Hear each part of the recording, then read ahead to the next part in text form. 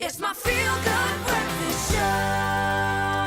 All right, welcome back. We are live, large, and in charge on your Feel Good Breakfast on this Monday morning. Thank you so much for joining us. And it's that time of Monday when we talk #Expresso couples. We talk relationships with Dr. Eve. And this morning, a bit of a touching one indeed, because nobody really enters in a relationship with the anticipation of it ending one day. No, but you don't. I guess statistically, you're probably going to be experiencing more heartbreak than you are everlasting love. But it doesn't make it any easier for you to experience. And so the big question that we're asking our relationship expert today is, what is the best way to handle a breakup, you know? Because you don't want to be that guy that, no, don't go. What if you get back together? You'll be that guy. You'll be that. Yeah, exactly. Dr. Eve, good morning. Good to have you. Good to have you. Dr. Eve. I'm watching the two of you with so much gaiety talking about breakups, but it is one of the most heart-wrenching and gut-wrenching experiences. Why is it so difficult to break up with someone? break up? Because we form attachments. Naturally, the brain attaches, the body attaches on such a cellular level. We attach to somebody, and it feels devastating and as if something very traumatic, and it is a trauma, depending, of course, on how long it is. But our very essence is tied in with this other person, who the other person thinks that we are. And then to have the sudden break, letting go of the other, feels quite devastating to self. And so one goes into a state of trauma for a while. I asked a question on Twitter about how people go about making a breakup as painless as possible. So Yeah. please give us a call and let us know Yeah. how you do that.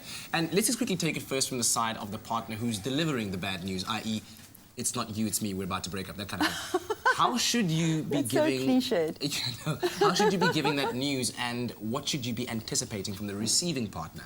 Well, you want to first of all think about how long you've been in this relationship, because it's going to feel different.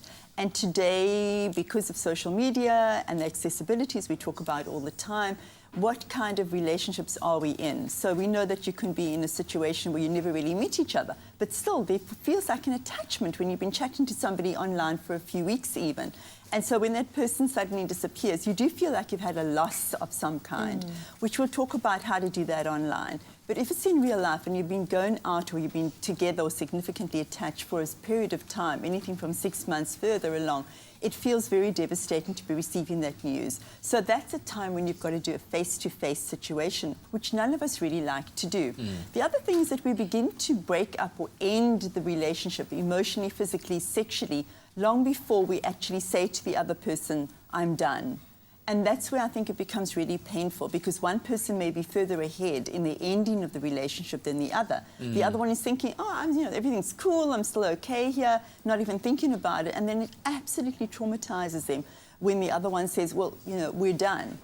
That just shows you how unconscious they both were in the relationship to start out with. But that becomes an incredibly difficult thing when the one is taken so by surprise. All right. Well, we'll continue with Dr. Eve in a short while. Of course, we need to also find out how to go about breaking up online. That's one of the topics. So if you've got a comment or a question regarding breakups, give us a call, 083 9133 728.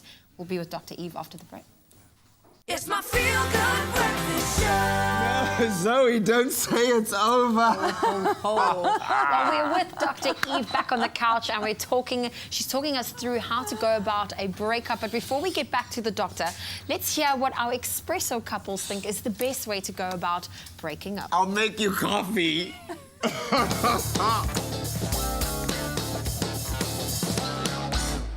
What's the best way to deal with a breakup? Take a break. To take a break from that person. Yeah. Don't involve yourself in their lives. Don't go on their Facebook or their social media. Rather focus on yourself. Take a long walk. Find a get hobby. your hair done. Get your nails did. Find a hobby. Personally, I think the most important thing, as important as friends can be, if things are out of control, is definitely self-care. And I think the best thing that you can do, that's just how I feel, after a really bad breakup, is to kind of just do all the stuff that you couldn't do while you were in that relationship. Like if you were with a partner that didn't really like your music that much, or there was a movie that they absolutely hate but that you love, just go and watch that movie, watch it on repeat. And take a break from other people as well. Not other people, but like take a break from trying to now replace the love that you lost, Yeah. because then again, you're just going to be rebounding and looking for someone to comfort you, whereas you need to actually get through it on your own. Yeah. Because if you don't do that, that's unhealthy for you. You're just going to bring that baggage onto another relationship and then hurt the other person, and that's just a vicious cycle. We had a friend that who broke up with someone who never let them eat fish because they didn't like the smell. And then after they'd broken up, they went out and bought a huge fish and chips and just chowed the whole thing. It might seem like a small thing, but I think it's such an important step in taking your power back, in kind Definitely. of setting up your own boundaries and in doing what is healthiest for you and knowing that your choices and your preferences matter.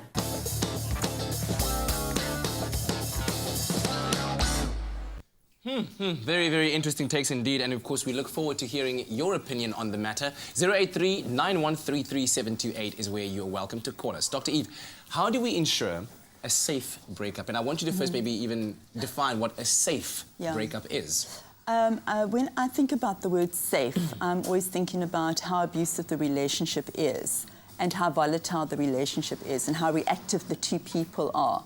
Because when you're going to say to somebody, this is now ending, or I really need to walk away from this, the other person may be so reactive that you could be in danger, you could be at harm's, you could really be put into harm. So you really have to have a support system and think about it very carefully. How am I going to end this so that I feel safe by creating safe, having support or locking my door, whatever you need to do, calling the police. I mean, it sounds quite radical, but it's actually quite common that is what can happen. And then the other thing which one has to do immediately is to get onto social media and make sure that this person cannot get hold of you. And I know that sounds incredibly radical, but if you seriously wanting to end this and have a break for a while, you just have to block this person. You just have to stop looking at the Facebook and Instagrams and the Twitter, because it continues and you never really end it. Your heart is always still involved in watching what they're doing, who's liking their posts, and that feels incredibly painful if you have been broken, if somebody has let you go, and even if you are letting somebody go. Having that connection all the time is really painful, because by the time that you've created a long-term relationship and then you bring it to an end, you've intertwined your lives significantly. It may be even through businesses. People seem to do a lot of that. Kind of buy a house together, do business together, and the last lap, the last stage of courtship is marriage. The very last ending of a relationship almost is let's get married. After you've done the house and the business, then it's like, okay, let's get married. It's ironic that you say the it's end of kind the weird. relationship is the beginning of It marriage. is. Ooh, It that's is. scary. It is. It's like you've done all of this other stuff beforehand because you kind of want to test it out, which is a little bit ridiculous. So you've got lots of twinings together that you then have to, untangle. And children. You've got children together.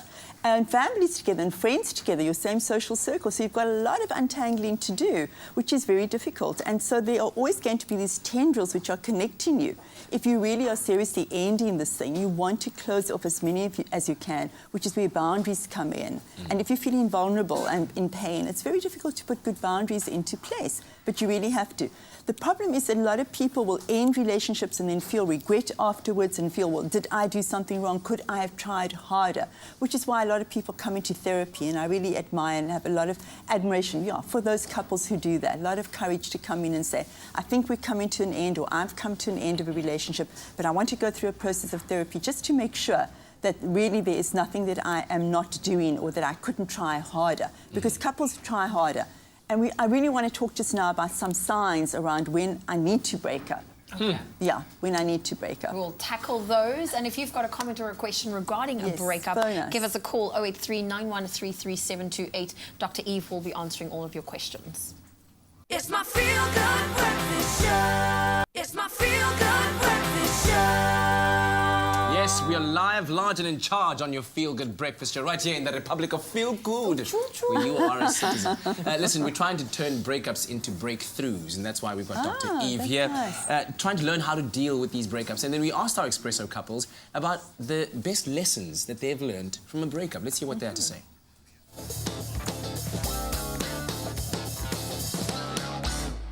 What is the best lesson you have learned from a breakup? Don't be the rebound. Start a clean slate. Be yourself. Hey. Don't drink too much after you've broken up with someone. And just breathe. Breathe, do yoga, but don't drink. And and go to that person's house and fall asleep in their bed. Don't do it. You can only compromise to a certain extent before you start losing yourself.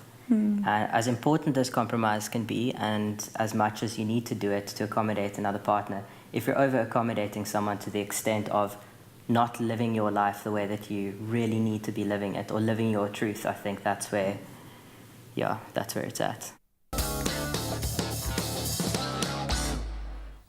Well, there's a silver lining behind every dark cloud. Well, listen, we now have a caller on the line, Yes. Bonnie from Johannesburg. Good morning. Hi, morning. Morning. What's your question for Dr. Eve? My question for Dr. Eve would be, I've just come out of a 10-year relationship, been in a long-term relationship whereby we live together, and last week I was actually told that he doesn't want to be with me anymore and it's not working, and we were in a relationship for convenience. If it was 10 months, I'd understand, but 10 years is a long time that we both aligned each other with each other's lives. And I just want to understand a little bit more with your expertise as to how you would advise someone to deal with this.